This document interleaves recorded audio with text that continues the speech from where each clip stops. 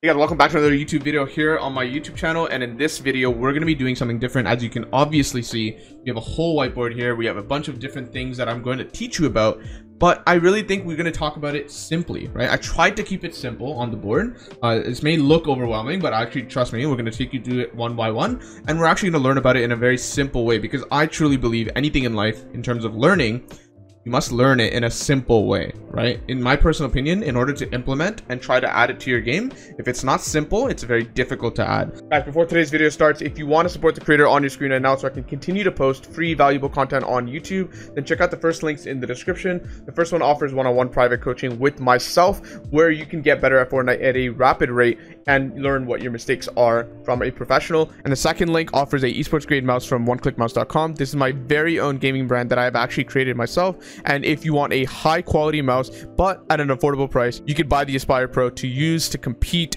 to practice, to play tournaments. And I really think that this is something that you guys will like. So check out oneclickmouse.com. And now back to the video. I could overthink, I could talk about all these different niche scenarios, all these different tiny details that end up happening in the game that don't really matter that much, but could still improve you. In my personal opinion, waste of time. Focus on the fundamentals. I'm going to try to break the game down from the early game, the mid game, and then the end game all the way over there. And we're going to talk about everything that you need to know for duos. Luckily for us in this season, we only have one game mode. And so as a content creator and a coach, it's very easy for me to focus on one game mode and teach you everything that you need to know about this one game mode. So let's talk about it, right? We'll start with the early game. We'll move through. You don't have to read all of this right now. Just follow along and it should be very easy. So early game. Obviously, there's a bunch of different POIs, right? There's POIs, there's splits, there's medium-sized POIs like Greasy Grove. Like, it's difficult, okay? It's not easy to really, give you advice based on a certain POI because it's different based on each POI. However, what I can do is give you general advice, right? General advice for early game is very simple. You have three resources. You have time, you have mats, and you have heals. And so you can use your time to collect the other two, right? You can build up your mats and build up your heals, but understand something. You don't want to just build up all these three, right? If you're in a very basic scenario, right? Let's just talk about a 2v2. Obviously, there's more complex scenarios, like, a third team, a fourth team. If you're on con, it's obviously very easy, but a 2v2 is the most basic setup that a POI can have. And so if you're in this situation, in order to win this fight, it's not easy in terms of just like cranking on them and being all mechanical like you are in creative. Off spawn is very much game sense oriented. It's very much a chess match, right? And in this specific case, I really think the best way to approach early game is to build and maximize your time, mats, and heals, but also minimize and sort of reduce your opponent's mats and heals and time, right? If you can do this successfully, you will win the fight. To put it simply, right, you're essentially trying to make the opponent as weak as possible while making yourself as strong as possible, right? And so let's talk about it. Number one rule is right here, actually, right? Time is your most important resource, and so you must use it wisely, right? Don't hit stuff that doesn't give you efficient mats. Don't just run around and like loot the same building twice and hit some dumb stuff. Like, be very reasonable. Like, if you already have, I don't know, like 400 or 500 mats, stop farming mats if you need shields. Like, if you only have 1 mini and 500 mats, what's your issue? Well, it's heals. You need more heals, right? It's very obvious to me in that case, right? So therefore, we should farm more heals. Like, be very efficient and thoughtful for where you're going in an early game, and I feel like that will help you in general. If you're already stacked on mats and heals, then the best thing you could do is to stop building up on this and actually start working on reducing the mats and heals of your enemy, right? For example, if you're in a sort of situation where, let's say you're on pick a random POI, Tilted, for example, 2v2 in Tilted, right? And you're in a situation where, let's say there's like, I'll just draw a little map right here. There's like the main building in the middle. There's like a tower up here. There's like a little building right here. I think there's another building like down here. And I think there's a building up here. And then this is apartments, right? Let's say you already have 500 mats and your heals set up. Like, you're good, right? You're pretty comfortable. You're maxed out HP. Your teammate's also a very similar situation. And you feel like you got it pretty fast, right? Like you got a little bit lucky with your chest loot and you got up to this speed really, really quickly. The most efficient thing you can do is just like, don't just keep looting, right? If you're very healthy on these things, try to look for damage on the opponent. So like, if you're on top of this building right here and they're running from this building to this building for whatever reason, right? Like, maybe they're done looting this building and they're going, look for an AR shot, right? Why is that useful? It's useful because in our specific case, like I said before, you want to maximize this for you because it makes you stronger. But at the same time, relatively, you want to make it harder for your opponent to do it. Because if you crack this guy and hit him for 100, guess what he has to do? He has to waste 10 seconds popping 2 minis in a big, but also has to spend some mats to cover from your shot, and also has to waste minis and a big, like I said before, right? And so you're making them weaker, right? And you're making it very difficult for them to progress in the game. The difference with early game and a mid game fight is very clear to me. Early game, you're essentially going from, if I could draw a little chart, right? You're going from 0 and slowly building up. And so the best way to get ahead of your opponent sometimes is to not only just keep going up on your own strength, but also reduce the strength of your opponent. So if they're going up and you hit them, well, now they're pausing, right? They're pausing and they're going to be weaker than you, right? Because then they're interrupted in their looting pattern, right? It's something that's super important. Try to remember that. Don't just, build up, and then go for a fight when you're both max match, max shield. Try to sort of grief your opponents a little bit. Right? Go for AR shots. AR shots is the most effective way of making your opponents weaker. And understand something. Maybe you get super unlucky. Maybe you don't get a lot of loot. Maybe you're not getting what you want. Then okay, then consider leaving. Right?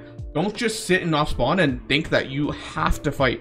Not true. You can absolutely leave if you feel like you need to because the opponent is stronger.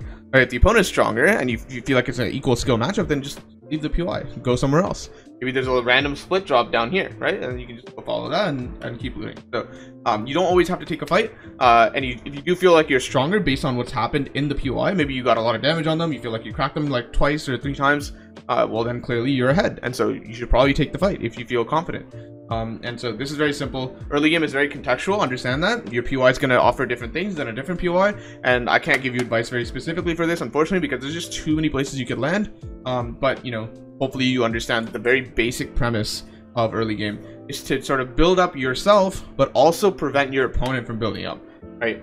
Difference between this and a mid-game fight is very clear to me. A mid-game fight usually will end up having you and your opponent starting on equal footing, right? You'll both be 1500 mats each. You'll both have max heals. Either way, we'll just move on to the mid-game right here. So now we talk about the mid-game, right?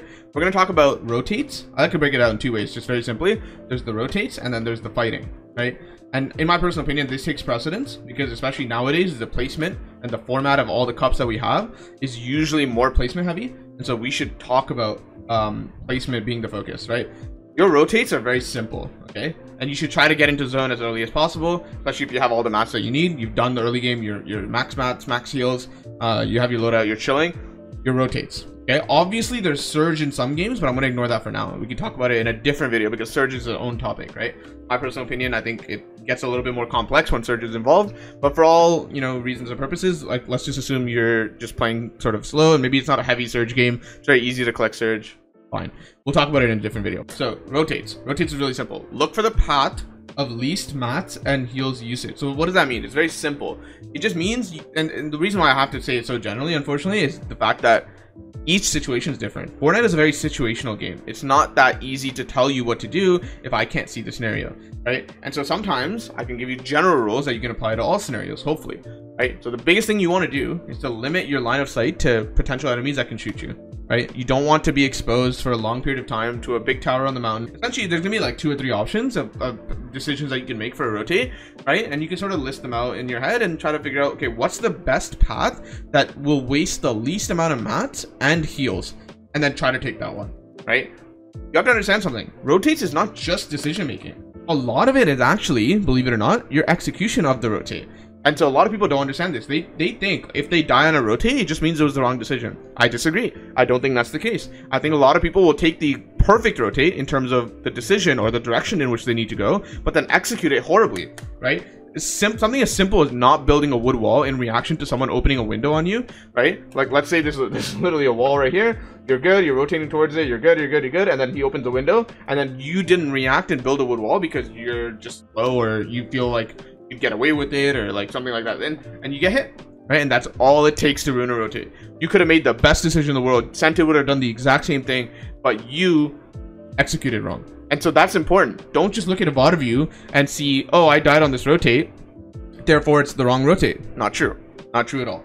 Understand your execution matters a lot on rotates, actually, right? And sometimes it's 90% of it, right? So that's something that I feel like you should watch out for. Like, I see this all the time with pros.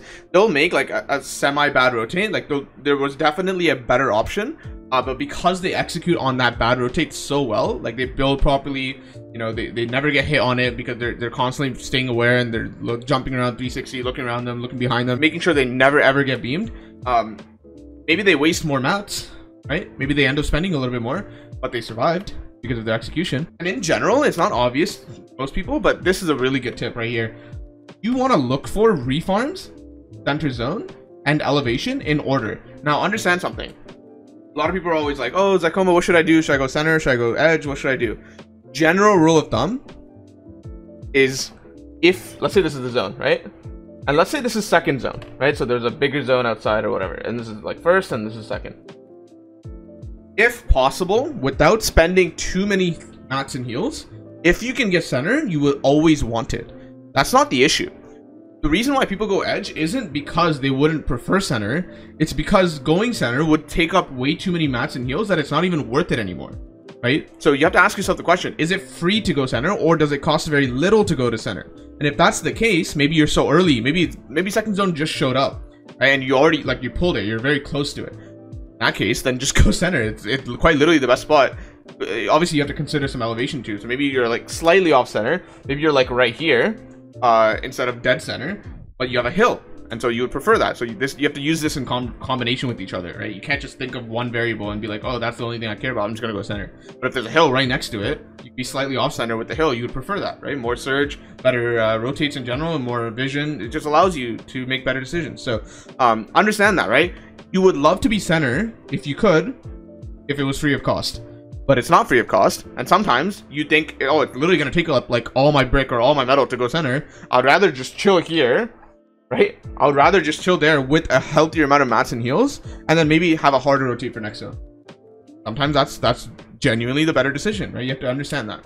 Not always right to go center because it costs too much. That's the reason. It's not that people don't prefer center. It's that it has a big cost to it based on what's happening. Maybe you just came in late. Maybe you came in super late. Everyone else is already established in zone, and so it would be very difficult to run past 10 teams to get to center, and so therefore you wouldn't do it. You would rather just sit here and chill, wait for third zone, see where it pulls. Maybe you get lucky and it pulls on you, and then you're chilling, you know.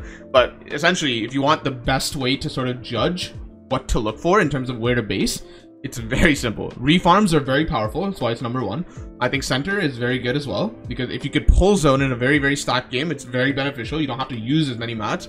And then elevation is also very important. And this sort of changes based on priority, based on the type of game. So if surge is very heavy, you end up not caring about refarms and center. You end up caring way more about elevation and the fact that you can, you know, get way more tags if you have a good position on a mountain, etc. Right? Super simple. This is interchangeable based on the type of game, but in a very basic game without surge, I think this is the order. Sounds good? Good. We'll talk about fighting. So in general, very, very quickly, I'm just going to talk about this right here first. Right here. You can barely read it because there's a little bit of a glare, but I'll read it out for you. Avoid fighting if you can help it, guys. Current format right now, they changed it slightly. I think it's 65 points for a win, but 2 points for a kill. Right? So if you compare it to the old format for the dual cash cup, it was 25 points for a win and 1 point per kill. Right? So if we talk about the ratios, right? What was it? Old one was 25 to 1. Right? And so now it's 65 to 1. Right? Which is approximately 32.5 to 1. 65 to 2. That's what it was, right? But that's my point, right? Is so you can clearly see, if we just erase this because these are the equivalent ratios, clearly see placement has gone up a lot. Actually, this is a significant amount. Right? This is higher than what the solos used to be. Right? So if you win a game now, you get 32.5 points relative to the 1 kill. Right? And so, like, I think this is important detail. Stop fighting as much. It's not that important to fight in duos anymore unless you absolutely need it. Like, if you're fighting, it'll be mainly if you need mats. So I'm talking to most amateur players. So the only people that should really be allowed to fight for just kill points is the people that are obviously at the top. Like Queasy and Vino, like, okay, sure, yeah, you can fight. Like, you're good enough. You understand when to take a fight, whatever. Cool. But if you really want to take good fights, maybe you still want to key, maybe you want to get kill points, maybe you want to be like Queasy and Vino, right? Maybe you want to work towards that. Maybe you want to progress towards that goal where you can literally W key people and still get a bunch of kills. Well, this is how you do it. Do not fight people without a significant HP advantage. Sounds simple. I've said it before. I sound like a broken record. I've said it so many times. But it's quite literally so consistent when I watch a pro VOD review that I really think it's super important, right? That's why I keep repeating it. I'm not going to change a message that obviously works, right? I'm not just going to, just because it's for content's sake, I think like I should change it up. I keep saying, no, this is it. This is it right here, right? If you do not have a sustainable and significant HP advantage, do not push them. It's not that you can't kill them. I just think it's not worth it for the time investment, for the mat and heal investment, for the fact that maybe the fight doesn't actually go the way you want it to, right?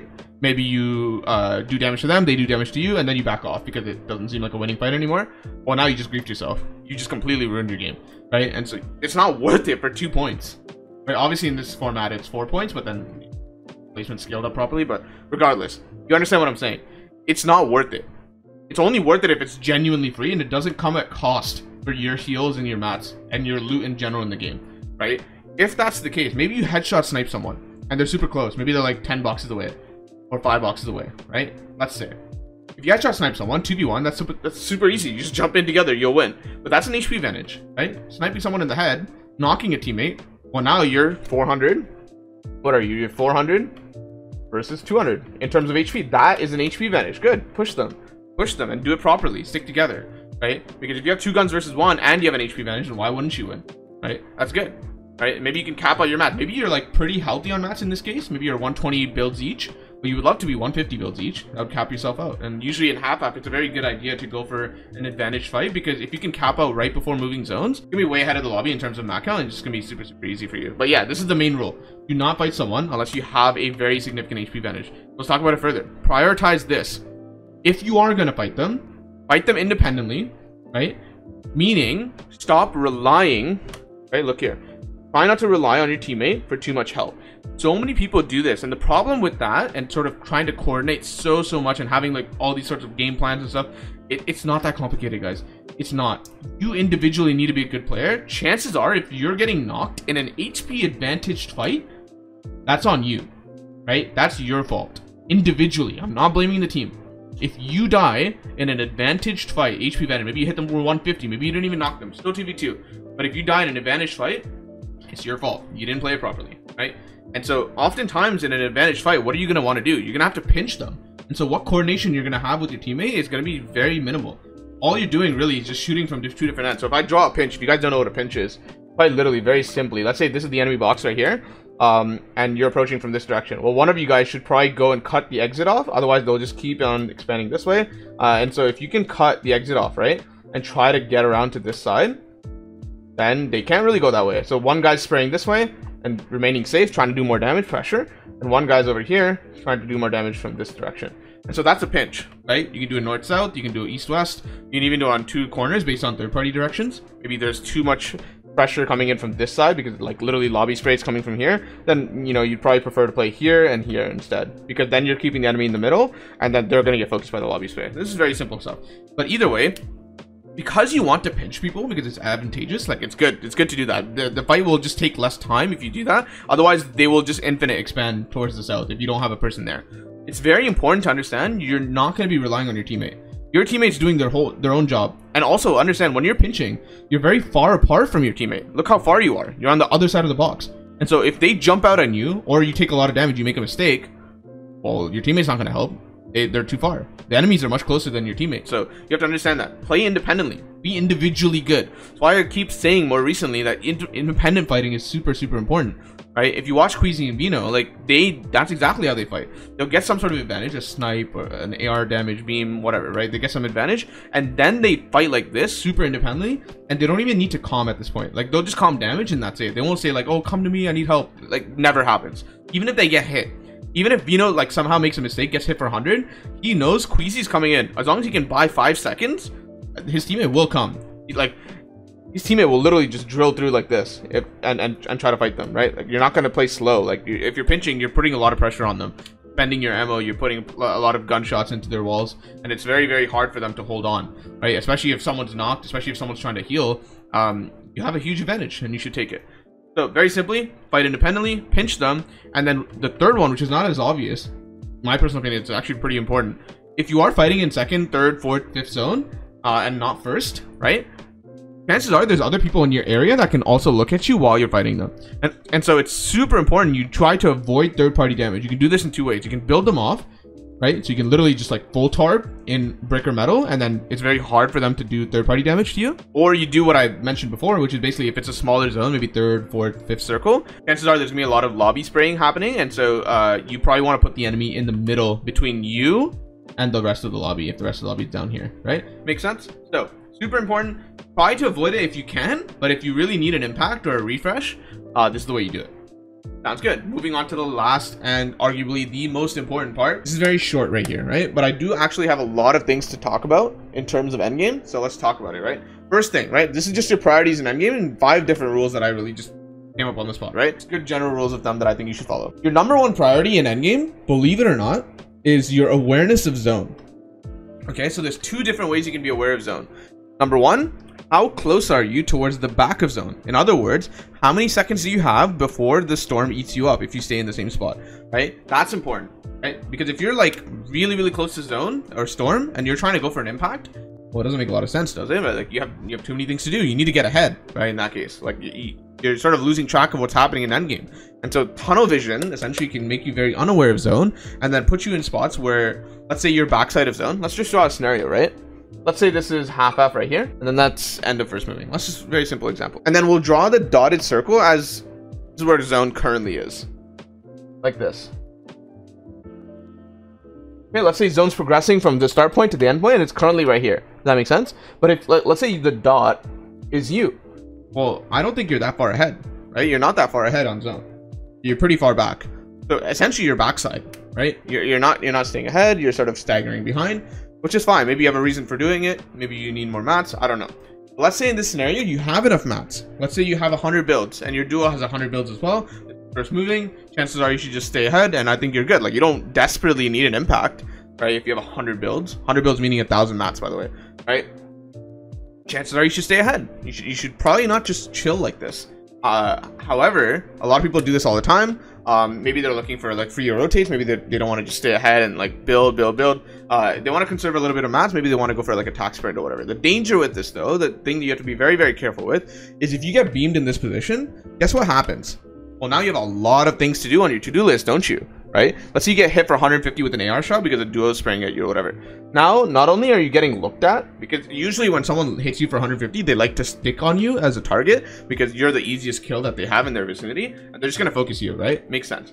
Now you have to heal, also have to catch up on zone. Also, on top of all of this, you genuinely have to avoid the team that's spraying you, who's also going to continue to focus you because you're hurt, right? They just hit you for 150. Why would they not continue to focus you? You have to do all of this.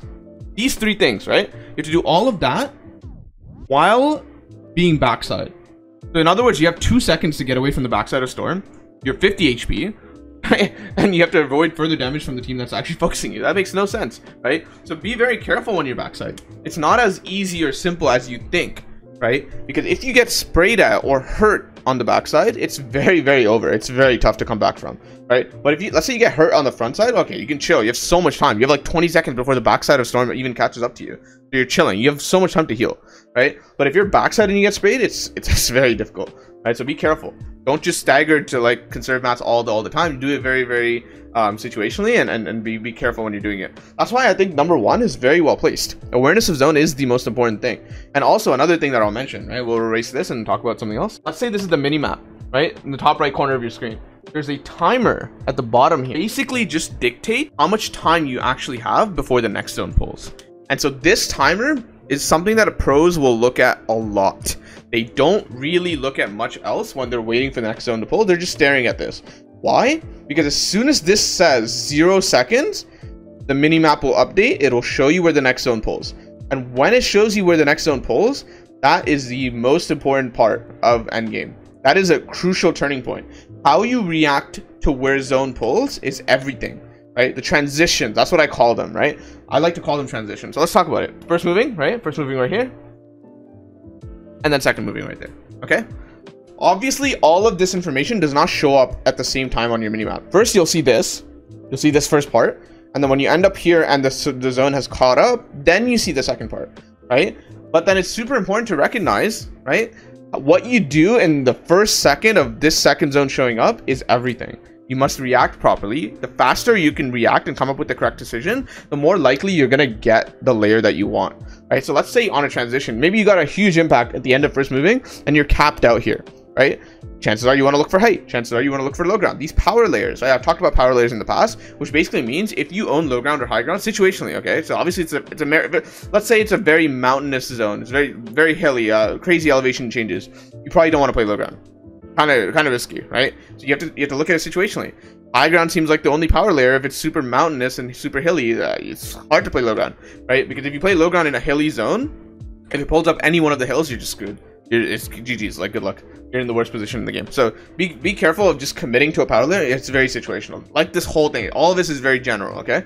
So number one thing you have to do is react to this. Don't be late, because let me give you a situation. Let's say you base up right there, very tiny circle, okay? That's where you base up, right? But then understand something. So in other words, it double pulls forward, right? So this is the next zone. Think about how much time you have to react to what just happened. You have very little time. Why? Because look where you based. Because you based on edge and then zone pulling puts you at the back of zone, you're in trouble, right? You quite literally have 2 seconds to react, otherwise storm hits you. And so, as we know, if storm hits you, you become a prime target, right? And most of the time people will look at you very, very quickly because they like to look back. Duos like to look back and look for people at the back of zone because they're very vulnerable. They're the people who have to deal with zone and rotating forward, and if they get beamed, they're just pretty much dead. So there's a lot of reasons why you're scared to be in a position like this. This is also another reason why I think in general, when you do base like this, you want to sort of base towards the center if possible, right? You can sort of, you know, base like this to start because there's a good reason for why you should base like this to begin with, because maybe it's super easy to get impacts because you're sort of cutting people off. You got here super early, everyone else is still coming in, you just remain on edge because everyone then has to sort of pass you by in order to get zoned. They're not going to box up right next to you, they're going to try to get past you, right? And if people are sort of running past you in a very rushed manner, it's very easy to get impacts, drop them down to the box, you know, take tops on them. They're distracted, it's very easy, okay? So look for impacts in that way. But then in general, like before the zone goes to 0 here on the timer, you want to sort of move towards the center. The reason is because any direction of zone pull happens, then you're still safe. You have more time to react. Being on an edge is very volatile. You can either zone could pull back and give you a ton of time before zone hits you, or it pulls double pull forward like a scenario like this, and then you have quite literally like 2 seconds to react. And so Chap did this back in the day in trios and squads, is he would quite literally base deeper into zone. You can go center, or you can go even a little bit further. This is not that recommended in duos, but you could in like trios and squads. And the reason why you'll see, you know, IGLs and trios and squads doing this is because it's easier to access dead side if zone pulls something like this,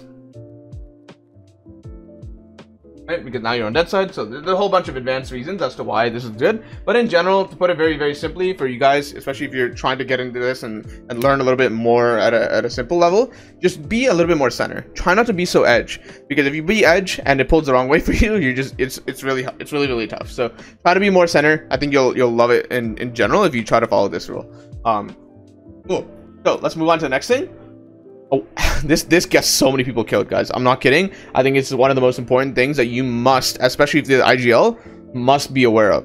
Okay, elevation changes. This is not easy to recognize. This is sort of requires a lot of map awareness, right? Understand where you are on the map, understand where it's pulling. So like obviously if zone pulls here, you can do this, right? You can ping this, ping that, look at it in, I almost said in real life, but like in game, you can literally look at it like with your own eyes in game and like literally try to figure out, okay, where's my ping? Because usually when you ping on the minimap, it shows up in game physically, right? So you can literally see what layer. Am I on the layer? Maybe it's above me, right? If it's above me, chances are low ground now is like above you. It's probably pulling up a hill, so be careful, right? However, this is not the only sort of like fix to this. I think it's much better to just be aware in general, because the problem with this is if there's a hill right here, aren't you just screwed? Because the ping is an inaccurate representation of what you're gonna go through, right? So like the ping is probably going to show that you're just fine, like, oh, my layer is fine, like I'm chilling, but there's a hill in the way and it's not going to pick up the hill, right? And so it's super important. I prefer, the ping is not a very reliable method, I prefer just paying attention to the minimap and looking, because like I personally think it's kind of hard to sometimes, obviously, but you must stare at the minimap, because the storm is like sort of, it's like blue all the way on the outside and there's like a one white circle. That's pretty simple. I'm sure you recognize this.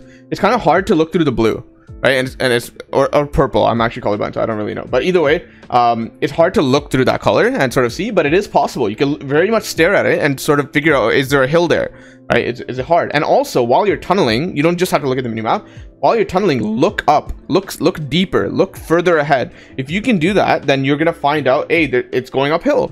There's a mountain in my way, I should probably tarp up, right? So recognize the elevation changes and what it means for what you need to do as the tarper or the IGL, and also communicate it to your teammate. That's important. Don't just be on your own page and do your own plan. Your teammate must know, hey, look, you can't go for kills back tarp. You can't just do some random stuff. Don't go for an impact here. Why? Because it's pulling up a hill and you need to be on me here. right? So sometimes that's the case. And so in this case, let's say if it pulls up a hill, you probably want to calm that to your teammate, let them know. Also tell them what it means for them to do. Don't just tell them, oh hey, it's pulling up a hill. Tell them what you want them to do, right? What it means for them. That's important as well. Third thing, refresh opportunities around you. Super important. I'll give you a general tip that's not really listed here. If you're early to zone because you've been staying ahead, you'll have way more time before the zone pulls, right? Instead of 3 seconds or something, because you got to the safe zone of each moving zone much faster, you'll have, let's say, like 15 seconds. That's a lot of time in endgame. Doesn't sound like a lot. 15 seconds, very short amount of time, but for endgame, that's a lot, right? You could probably test, right? I like the word test. You can awareness check or test 3 different teams in this amount of time. What I mean is, go smack on someone's top, go smack on their bottom, see if they, like, you could drop them down into your own box or something. Just test taking their wall. See how they react, because as you're smacking their wall, you shouldn't be really staring at the wall. You should be staring past the wall, looking at the people inside the box and seeing if they're reacting to you. If they do not react to you, chances are that play is going to work. You're going to get the wall, edit, and then both you and your duo are going to double pump them and you're going to get a kill. In other words, you're going to get a refresh, right? If it doesn't work, that's okay. Cancel the play immediately. Try not to go for it too hard. Don't tunnel in on a team that's super aware about what you're doing. Instead, change the team. Ignore them for now. They're aware. They know what you're trying to do. They're going to be on the guard. Change the team. Like, they're aware. They know what you're about to do. They're going to be on guard. They're going to be chilling, right? And you shouldn't just continue to go for the same team over and over, especially once they're aware of you, because then they're going to be like careful. They're not going to get caught off guard. They're not just going to let you hit them, right? It's not a good sort of strategy to play by. If it doesn't work on a team, sure, you wasted 5 seconds, skip them. Ignore that team for now, turn around, go look for another team. You're going to have way more success going after a team that's unaware about what you're doing, right? Because if you can pump someone that's unaware, it's usually a kill in endgame, right? So be very careful, like tunneling in on a team that's already noticed what you're up to, because chances are 95% of the time it's just not going to work, right? So focus on the teams that are unaware about you, and if you go ahead and zone, you'll have a lot of time to try it. And even if it doesn't work here, maybe you still have enough mats to make one more moving zone. Get here early and try the same thing. That's the general rule. Power layer, game sense, and awareness. What does this mean? Right? I've talked about power layers in the past, but just a quick refresher. In my personal opinion, the power layers are high ground and low ground. And like I said before, it's not always the case that you can play those layers. This is a very advanced topic, so I don't want to go too far into it. I have some other videos if you really want to, work on that. But in general, if you get a refresh in like first moving and you're capped out on mats, you should be now looking for power layers. Why? Because this is what endgame is, right? I talked about this before. If you've ever seen those like scary movies where the walls are like closing in on each other, right? And it's like, this guy's just screwed. That's essentially what goes on in endgame for the most part, right? So be very careful of sort of just staying mid-ground the whole time, because if possible, especially if the zone allows for it, maybe in the area of like the map that you're in, it allows for it, you should either be on low ground or high ground, right? The reason that's the case, it's super easy to win the game or come second place if you're one of those 2 layers, because that's essentially, this right here is essentially what happens in endgame. It just happens vertically, right? High ground. And how does high ground usually do? High ground just sprays down with AR and empties their clips. Then low ground. What does low ground usually do? They spray up, they work on people on their lair, they clear low ground. They also, on second low ground, they try to focus on those people and try to drop them down into their box. And they're spraying up, right? They're focusing everyone above them. And on their lair. And so what ends up happening to mid ground? Mid ground is slowly getting deleted. Usually, right? And if mid ground is slowly getting deleted, by the time it gets to like 3rd or 4th moving, you do not want to be on mid ground if possible, right? You can if you really must, right? Don't try to force one of these 2 layers if it's not free. I want to give a warning for that. Don't just be like, oh, I have a refresh, I should go for the layer. No. That's not the only variable that matters, right? You also have to look at how free the layers are, right? Maybe high ground is only using wood. Maybe they look scuffed. Maybe you can go for a beam into a high ground take. That makes sense, right? Or low ground is really free because the terrain allows for it, right? And there's no one on low ground. Let's say zone pulls here and you just base right there, okay? You're good, right? You're waiting for next zone. It's 3 seconds, 1 second, and then zone pulls, okay? Well, zone pulled and it pulls forward. What does that mean? Front side is dead side, right? Which basically means no one's towards the front because everyone's back here. Right? Everyone's towards the back side of zone because usually that's what people do. When they get into zone, they sort of base towards the closest area towards the previous zone, right? So this side is going to be congested, this side is going to have not many people. If you can rush ahead and react quickly to the next zone pulling, you can take low ground if you really want to. If it makes sense for that zone, the terrain allows for it, then I think you should take low ground. The last thing I want to sort of mention is map conservation. Don't just sort of full tarp the whole time. Can you steal a tarp? Can you conserve in terms of building in wood? Because wood is not really the most valuable mat, and if you can use it, you know, a little bit earlier in first moving, you're gonna have a much easier time traversing through the later zones with hard mats, right? And it helps a lot to sort of have a bunch of experience under your belt, because it's very hectic, right? Endgame is super fast paced, a lot going on, a lot to process, and there's so many strategies that you can do. But in the most simple, you know, sort of refresher or summary I would like to give you is try to stay ahead, try not to fall behind on zone.